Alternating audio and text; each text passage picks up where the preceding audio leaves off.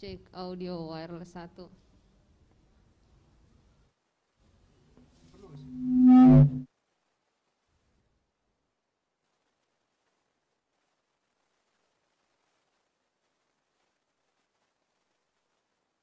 Wireless satu, wireless satu.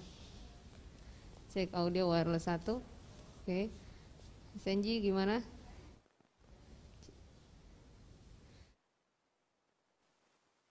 Audio wireless satu.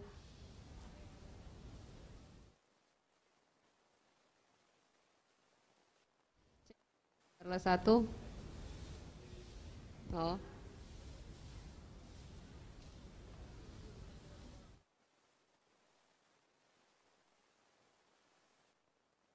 Doang. Cek audio wireless 2 nih. Udah masuk belum? Iya, iya. Sekalian audio. Cek, cek.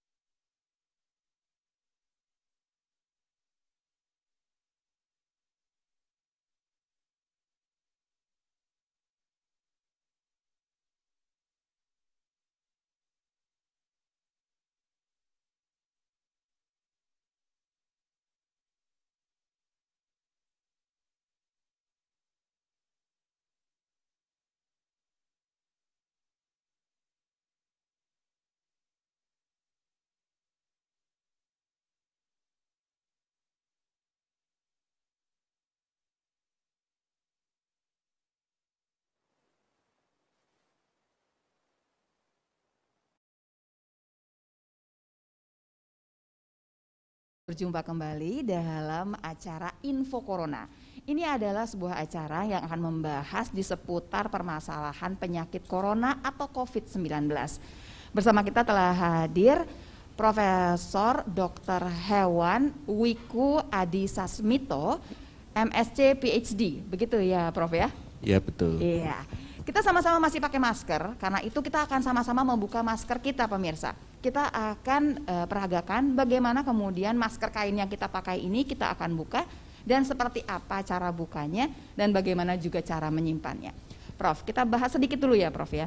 Kita sama-sama pakai masker kain ya, Prof ya. Ya. Nah, berarti kita akan buka supaya nanti gerak mulut kita kelihatan dengan jelas oleh pemirsa. Betul. Nah, bagaimana cara membukanya, dan sebetulnya kita pakai berapa lama sih ini, Prof, masker kain ini?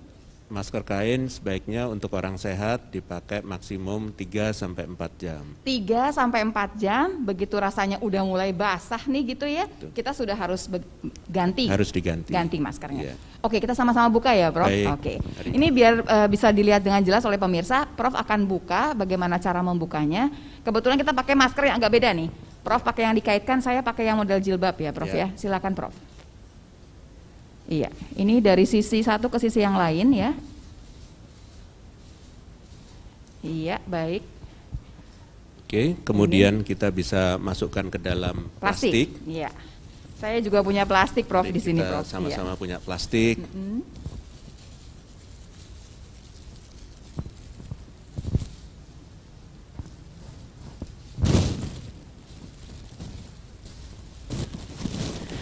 Ini yang akan jadi pertanyaan semua. Ini masker yang sudah bekas pakai. Betul. Yang kita akan cuci untuk dipakai ulang. Ya. Iya. Tangan kita ya, Prof, tadi pegang-pegang masker bekas pakai kita. Berarti tangan kita tidak bersih. Tidak bersih. Iya. Betul. Berarti kita pakai. Selanjutnya kita keluarkan senjata kedua. Oh, baik. Ya. Jadi kita sama-sama karena berhubung kita di studio ya, pemirsa. Kalau Anda di rumah artinya adalah cuci tangan pakai sabun, berarti ya. Betul. Kalau kita pakai hand sanitizer. Pakai hand sanitizer. Baik. Ya. Kita akan pakai hand sanitizer-nya. Sama-sama kita punya cerita bahwa selesai ceritanya mengenai masker ini. Oke, kenapa kita begitu takutnya, begitu hati-hatinya dengan masker, dengan tangan kita? Kita akan bahas ya, pemirsa ya. Yang pertama adalah mengenai corona dan COVID-19. Banyak yang menanyakan nih, Prof, sebetulnya apa sih bedanya corona sama COVID-19? Kok kadang-kadang disebut corona, kadang-kadang disebut COVID-19? Baik, jadi memang kadang-kadang membuat orang bingung. Asalnya sebenarnya adalah corona. Karena corona itu adalah keluarga virusnya. Jadi nama virusnya corona. Nama virusnya itu corona. Tapi namanya virus corona itu kan banyak sekali. Pokoknya keluarga corona lah. Itu virusnya. Sedangkan COVID-19 atau COVID-19 itu nama penyakitnya. Nama penyakitnya. Kalau secara spesifik virus coronanya yang mana? Karena coronanya itu ada yang dulu ada penyakit namanya SARS, ada MERS-CoV. Khusus untuk corona yang COVID-19 ini, virusnya adalah SARS-CoV-2. Oke. Kenapa 19?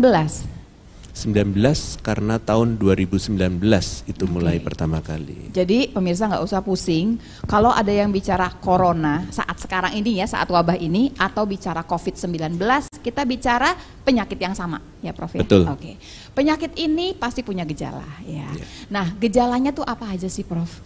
Sebenarnya gejalanya ini hampir mirip dengan penyakit lainnya. Yang jelas pasti demam. Penyakit lainnya, kayak flu biasa mungkin flu. Maksudnya. Ya, orang kan sering mengalami flu. Tuh. Pasti biasanya terus demam. Ya. Nah, penyakitnya demamnya sama, demam tinggi di atas 38 derajat Celcius. Baik. Terus kemudian ada batuk, batuknya batuk kering. Nah, itu semua juga mengalami hal yang sama. Ya. Dan gejala-gejala lain yang sebenarnya mirip dengan sakit flu. Biasa. Sakit tenggorokan, yang begitu-begitu ya. Nah, pertanyaannya jadi begini, Prof. Saya mesti punya semua gejalanya. Saya sakit COVID-19 atau corona ini, atau saya salah satu aja saya bisa sebetulnya udah sakit?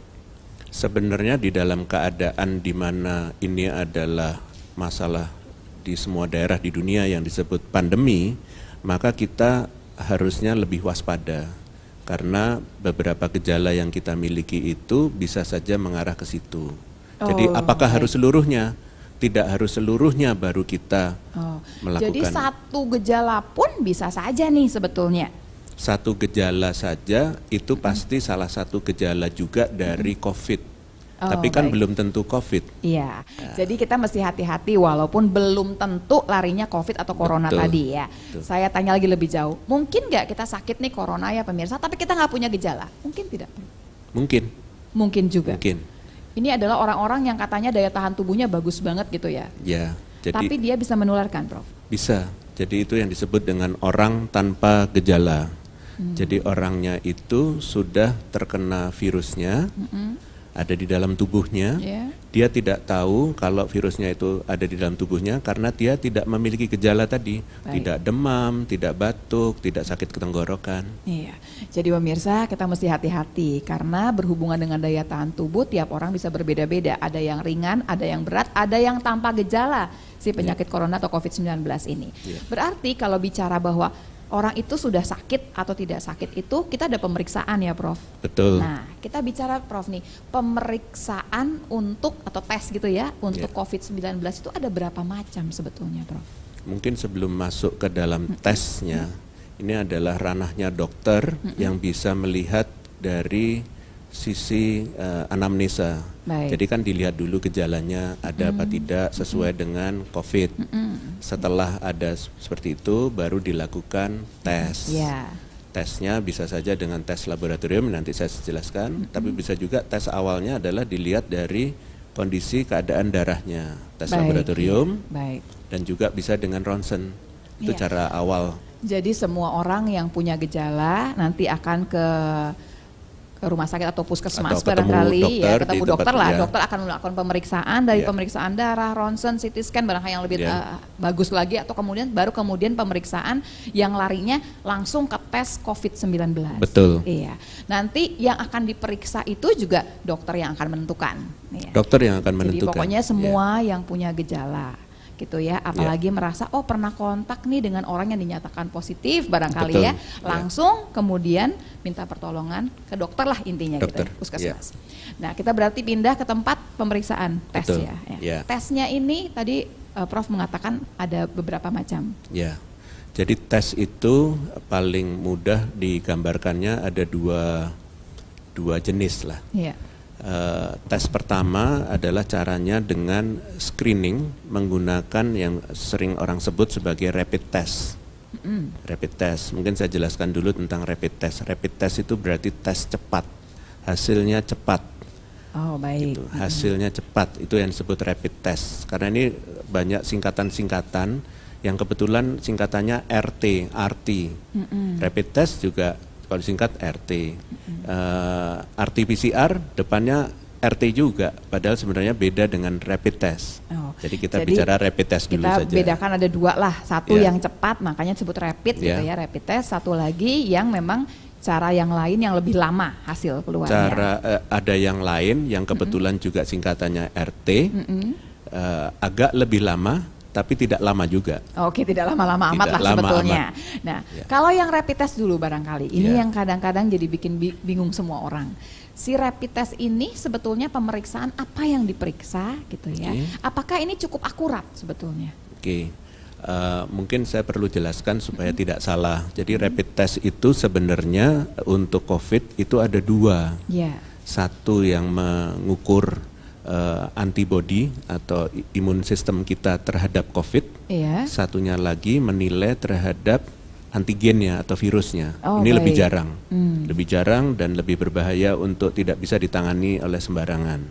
Jadi saya mau bicara yang lebih banyak, yang lebih banyak saja. Yang di pasaran lebih banyak. Kenapa saya punya di pasaran? Karena sebetulnya memang di online banyak juga yang menawarkan. Supaya pemirsa di rumah juga jangan bingung bahwa rapid test ini walaupun dua macam, yang satu jarang ada yang jual lah sebetulnya jarang. Ini yang kita bicara berarti yang berhubungan sama antibody begitu antibody.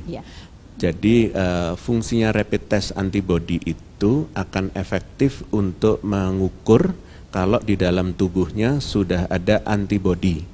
Kalau sudah ada antibody, biasanya itu sudah ada gejalanya dulu. Jadi dengan adanya gejala, itu kan sebenarnya reaksi tubuh melawan virus. Oke. Melawannya itu menggunakan antibodi. Nah. Antibodi lah itulah yang diukur oleh tes cepat tersebut. Nah, kita ulang ya, pemirsa di rumah. Kalau rapid test itu yang diukur adalah antibodi. Berarti kalau mengukurnya di waktu yang salah, tidak akan keluar yang namanya positif atau negatif yang benar jadinya ya. Betul. Karena pertanyaan saya ulang lagi, Dok. Kalau Prof, maksudnya gini, Prof, kalau misalkan kita kena yang namanya corona atau COVID-19, berapa hari sampai kita punya antibodi? Antibodi biasanya muncul setelah 7 hari. Pertama kali kita terinfeksi. Iya. Pada saat kita terinfeksi dan kita misalnya kelihatan sehat atau yang disebut sebagai orang tanpa gejala, disitulah letaknya sebenarnya kita sehat, dan kalau diuji melalui tes cepat atau rapid test antibody tadi, hasilnya bisa negatif karena belum ada gejala atau baru saja mulai gejala, jumlah antibodinya belum cukup untuk bisa dideteksi oleh tes cepat itu. Hasilnya bisa negatif. Jadi pemirsa di rumah, rapid test ini juga menggunakannya harus di waktu yang tepat. Betul. Siapa yang harus kemudian cek rapid test? Yang melakukan rapid test haruslah petugas kesehatan, karena memiliki risiko kalau ditangani oleh bukan orang kesehatan. Maksudnya resikonya bagaimana, Prof? Risikonya pada saat mengambil darah dari finger prick, itu kan ada darahnya, dan itu berbahaya kalau tidak ditangani oleh orang yang Jadi kalau kita anggap orang tersebut memang positif sakit gitu ya, nah darahnya ini juga berbahaya kan sebetulnya. Jadi kita juga hati-hati nih sebetulnya. Jadi rapid test itu juga tidak sesederhana yang kita pikirkan nih pemirsa. Pertama, dia antibody berarti ada waktu di mana harus memeriksa. Yang kedua, kita butuh darah sebetulnya. Walaupun sepertinya cuma seperti periksa gula darah begitu ya. Tapi ini kita bicara kalau orangnya positif, darahnya ini bisa menularkan. Berarti mesti hati-hati. Caranya harus dengan benar begitu ya. Caranya harus benar. Iya. Kemudian kalau misalkan salah dan kemudian dapatnya negatif, orang itu berarti kalau di 7 hari setelah 7 hari pasti positif atau barangkali tergantung juga masih, Prof? Tergantung juga. Jadi setelah 7 hari gejalanya mulai muncul, itu kan harusnya kalau dites lagi dan alat tesnya berkualitas, harusnya dia positif. Tapi kalau alat tesnya tidak berkualitas atau sembarangan, bisa saja hasilnya negatif. Oke, jadi kita mengerti si rapid test yang cepat ini punya kekurangan juga dan banyak syarat yang harus kita ikuti untuk mendapatkan hasil yang benar. Betul. Kalau begitu tes yang satu lagi yang jauh lebih akurat dong gitu, itu bagaimana, Prof? Tes yang satu lagi namanya singkatannya disebut RT-PCR. PCR gitu ya? RT-PCR. Ini supaya masyarakat nggak bingung, RT sebagai alatnya, RT-PCR itu adalah reverse transcription, polymerase chain reaction. RT-nya itu adalah reverse transcription. Jadi cara kerjanya dia itu membalik virusnya yang dari RNA, virusnya ini virus RNA harus dibalik dulu sehingga menjadi DNA, sehingga mesinnya bisa membaca. Pasti pemirsa bingung deh ya, nggak apa-apa.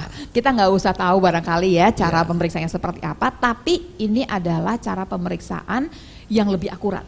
Ini adalah pemeriksaan yang lebih akurat karena memeriksanya adalah memeriksa virusnya, bukan antibodinya. Nah, jadi yang kita cari nih pemirsa, kalau pemeriksaan yang akurat ini, kita lihat ada virus apa tidak. Kalau yang tadi, yang kita periksa, kitanya udah jawab atau belum untuk kepada virusnya ya. Betul. Nah, sekarang kalau yang pemeriksaan virus ini dengan mengambil, tadi kan kita udah sering dengar swab, yang diambil apa, yang diperiksa apa nih? Sebenarnya yang diambil adalah cairan tubuh yang paling banyak mengandung virusnya. Baik. Yang sering disebut swab itu adalah usap. Jadi pakai alat diusap masuk ke dalam hidung, ke dalam, sangat dalam, karena di dalam situlah letaknya ada cairan yang kalau di swab ada virusnya, maka nanti bisa dicek. Tapi bisa juga dengan menggunakan yang jumlah virusnya paling banyak adalah di dahak. Oh, jadi kalau bisa mengeluarkan dahak malah lebih bagus dahak ya? lebih bagus, karena disitulah letak jumlah virusnya lebih banyak. Iya, karena virusnya ini larinya ke sistem pernafasan. Sistem jadi pernafasan. kita mengejarnya ke sana ya. Iya, Prof. betul. Berarti kalau yang swab ini juga orang yang ahli yang harus melakukan ya barangkali ya. Betul. Karena mesti mencari tempat virus yang paling banyak. Iya. Ya, jadi caranya juga harus benar. Tapi ini jauh lebih akurat karena yang kita kejar virusnya. Iya. Walaupun orangnya barangkali nih ya Prof ya, nggak punya gejala apapun, waktu dia di swab ada dan positif, bisa ya Prof? Bisa. Yang disebut orang tanpa gejala, tanpa menggunakan rapid test, langsung menggunakan orang sebut sebagai swab atau PCR. Yeah. Itu bisa saja virusnya tertangkap di situ dan diuji positif. Orang-orang yang nggak ada gejala, misalkan selama 2 minggu, 3 minggu tidak ada gejala sama sekali, ini adalah orang-orang yang kuat imunnya atau bagaimana sih Prof? Orang-orang yang tanpa gejala dan bisa saja dia terinfeksi, atau begini, orang tanpa gejala itu bisa saja memang orangnya sehat, ya memang tidak ada gejala, nggak ada virusnya. Oh, satu ya. Nah, yang kedua? Yang kedua adalah orang tanpa gejala itu adalah orangnya kelihatan sehat, tidak punya gejala, padahal dia sudah ada virusnya di dalam badannya. Ya, baik. Nah, itulah yang disebut OTG. Jadi orang kita mesti tanpa hati-hati gejala. nih yang OTG ini ya, Yeah. karena dia bisa punya gitu ya virusnya, Yeah. bawa kemana-mana, bagi ke siapapun gitu ya. Yeah. Tapi dia sendiri juga barangkali nggak tahu dia bawa virus gitu ya. Betul. Ini yang banyak juga di masyarakat, orang-orang yang kuat imunnya tapi bagi-bagi virus ke semua, Yeah. menularkan. Yeah. Nah, saya pindah sedikit ya, Yeah. sedikit lagi waktunya tinggal sedikit. Kita bicara bahwa kita pakai masker tadi ya. Yeah. Nah, kita pakai masker ini sebetulnya untuk melindungi siapa? Melindungi saya, melindungi kamu, atau melindungi siapa sih sebetulnya? Kan pakainya masker kain. Sebenarnya pakai masker, saya pakai masker, pasti saya melindungi orang lain, bukan melindungi saya. Yeah. Kalau saya punya virus di dalam saya pakai masker, nggak ada gunanya kan, saya sudah memang punya virusnya. Yeah. Maka saya melindungi orang lain. Yeah. Maka dari itu orang lain harus melindungi kita. Oh. Caranya dia juga pakai masker. Iya. Baru kita sama-sama melindungi. Berarti kalau caranya bahwa kita pakai masker kita melindungi orang lain, kita boleh protes dong kalau kita ketemu orang dia nggak pakai masker. Betul, mungkin nggak usah protes. Oh, protes. Kita Iya. mengajak, mengingatkan untuk yang lain menggunakan masker. Kalau nggak punya masker, kita bagi kasih. masker. Iya. Itu namanya solidaritas. Biasakan bawa masker lebih ya. Betul. Ya, untuk memberikan kepada orang lain yang tidak pakai masker. Ya, Ya. tapi harus masker yang disampaikan pada orang lain betul-betul yang bersih ya. Iya. Jangan yang bekas pakai ya, Iya. pasti jangan yang bekas pakai. Tadi Iya. yang bekas pakai sama-sama kita masukkan ke dalam plastik, kita cuci kan Ya, ya Prof ya.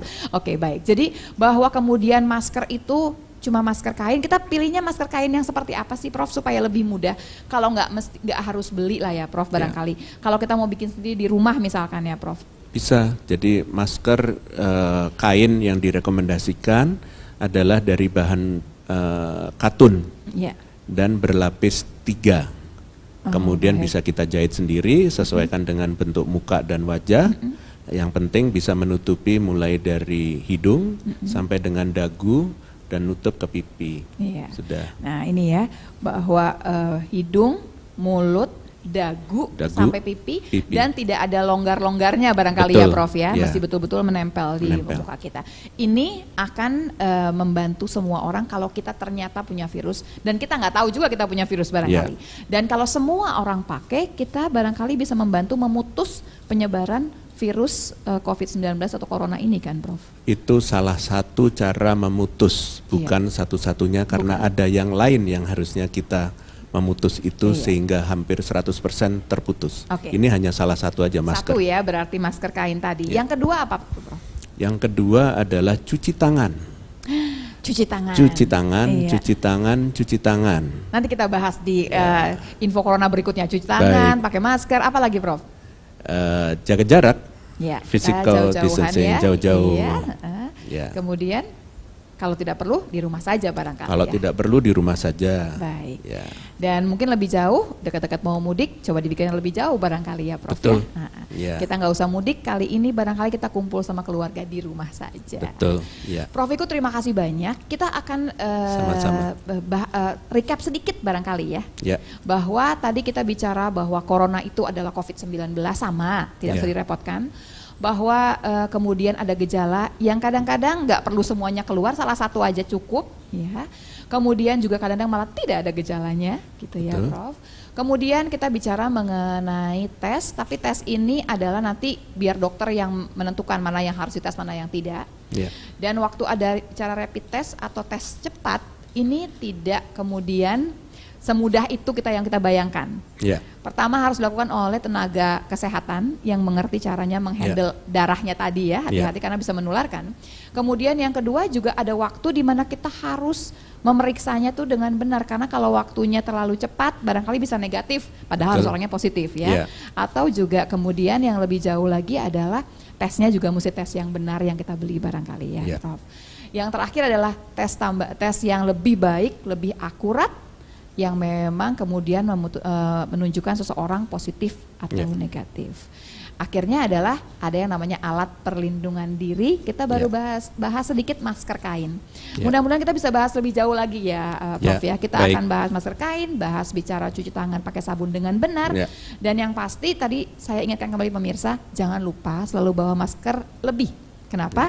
Satu buat kita, satu buat orang lain, supaya kalau dia punya virus dia tidak menularkan gitu. Gitu ya Prof ya? Ya, pastikan yang dibagi maskernya adalah masker yang bersih. Betul, masker yang bersih yang belum dipakai. Masker yang sudah dipakai, mari kita cuci sama-sama ya. Baik pemirsa, demikian info corona kali ini. Kita akan bahas lebih jauh lagi seputar permasalahan penyakit corona atau COVID-19 di info corona. Terima kasih banyak, terima kasih Prof Wiku. Terima kasih banyak. Ya, sampai ketemu lagi pemirsa, sampai jumpa.